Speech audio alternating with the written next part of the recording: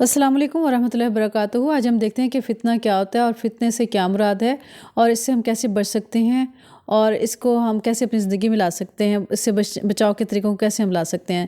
فتنہ کا جو اردو معنی ہے سونے کو آگ میں تپانا، اور اس کا مطلب دوسرا ہے آزمائش اور گناہ کے معنی میں بھی آتا ہے۔ سونے کو آگ میں تپانے سے مراد یہ جب انسان فتنے میں مبتلا ہوتا ہے تو اس کی دو تین وجوہات ہوتی ہیں۔ ایک تو وجہ یہ ہوتی ہے کہ اللہ تعالیٰ اس کو آزمائش میں ڈال کے اس کے ایمان کو آزما رہا ہے کہ کس لیول کا اس کا ایمان ہے۔ تو ہم نے یہ دیکھنا ہے کہ آزمائش کے وقت پہلی بات تو ہمیں اللہ تعالیٰ سے پناہ مانگنی چاہیے کہ اللہ ہمیں اپنے فتنوں سے بچا لے، لیکن اگر فتنے میں مبتلا ہو جائیں تو اس کے لیے صبر اختیار کرنا چاہیے، اور یہ دیکھنا چاہیے کہ ہمارا ایمان کا لیول چیک کیا جا رہا ہے۔ اور دوسری بات یہ آزمائش بھی ہوتی ہے اللہ تعالیٰ کی طرف سے، اور یہ گناہوں کی وجہ سے بھی انسان فتنے میں مبتلا ہوتا ہے۔ گناہ کس طریقے سے؟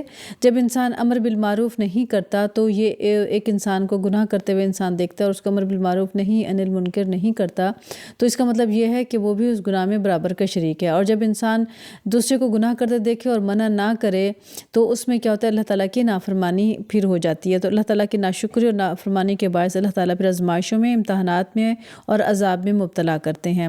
تو دیکھیں، امر بالمعروف نہیں، عن المنکر کرنے کے لیے بھی حکمت کی ضرورت ہے، اور اس کو بھی اس طریقے سے کہنا چاہیے کہ سامنے سے پھر فساد برپا نہ ہو۔ جو سننا چاہتا ہے جس حد تک اس کو سنانا چاہیے، جیسے والدین بچوں کو سمجھا سکتے ہیں، امر بالمعروف نہیں عن المنکر کر سکتے ہیں، استاد شاگرد کو کر سکتے ہیں، بڑا چھوٹے کو کر سکتا ہے، لیکن وہ بھی حکمت کے دائرے میں طریقے سے سامنے والے کی سائیکی سمجھ کے ہی اس کو گناہ سے یا غلط کام سے روکا جائے گا۔ کیونکہ دیکھیں، حدیث بارکہ میں ایک مثال آتی ہے کہ اگر ایک کشتی کی مثال دی گئی ہے، اگر ایک کشتی میں بہت سے لوگ اکٹھے سوار ہوں اور ان میں سے ایک شخص آگے بڑھ کر کشتی میں سوراخ کرنے لگ جائے تو اگر اس سوراخ کرنے والے کو آگے بڑھ کے نہیں روکیں گے تو پھر کیا ہوگا کہ سارے ڈوب جائیں گے۔ تو ہوتا یہ ہے کہ غلطی ایک ہی ہوتی ہے، اس کو نہ منع کرنے کی وجہ سے، صرف تماشبین بننے کی وجہ سے ساروں پہ اللہ کی طرف سے پھر امتحان آتا ہے اور فتنہ آتا ہے اور انسان عذاب میں مبتلا ہو جاتا ہے۔ تو کیا کرنا چاہیے؟ ہمیں اس چیز سے روکنا چاہیے، دوسروں کو بھی گناہوں سے بچانا چاہیے، دوسروں کو بھی اور خود کو بھی گناہ سے بچانا چاہیے۔ خوش نصیب ہے وہ شخص جس کو فتنوں سے محفوظ رکھا گیا، یہ حدیث مبارکہ میں ہے۔ خوش نصیب ہے وہ شخص جو فتنہ و فساد سے دور رہے۔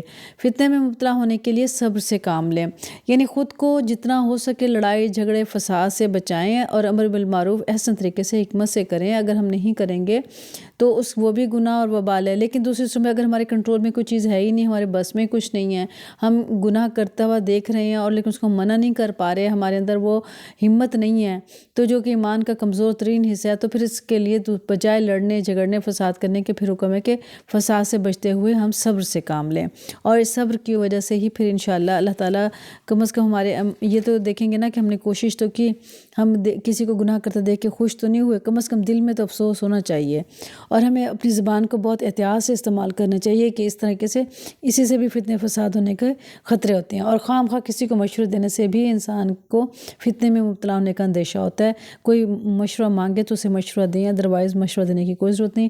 سب سے پہلے اپنی اصلاح کی کوشش کرنی چاہیے ہمیں کہ ہماری اصلاح ہو جائے، پہلے ہم پکے سچے مسلمان بن جائیں، پھر ہم دوسروں کی اصلاح بھی کرتے رہیں ساتھ ساتھ۔ سب سے پہلے اپنی فکر ہونی چاہیے کہ ہمیں آخرت میں اللہ تعالیٰ ہمیں دوزخ سے بچا لے اور نیک کام کرنے کی ہمیں توفیق عطا فرمائے، اللہ ہمیں پکا سچا مسلمان بنائے۔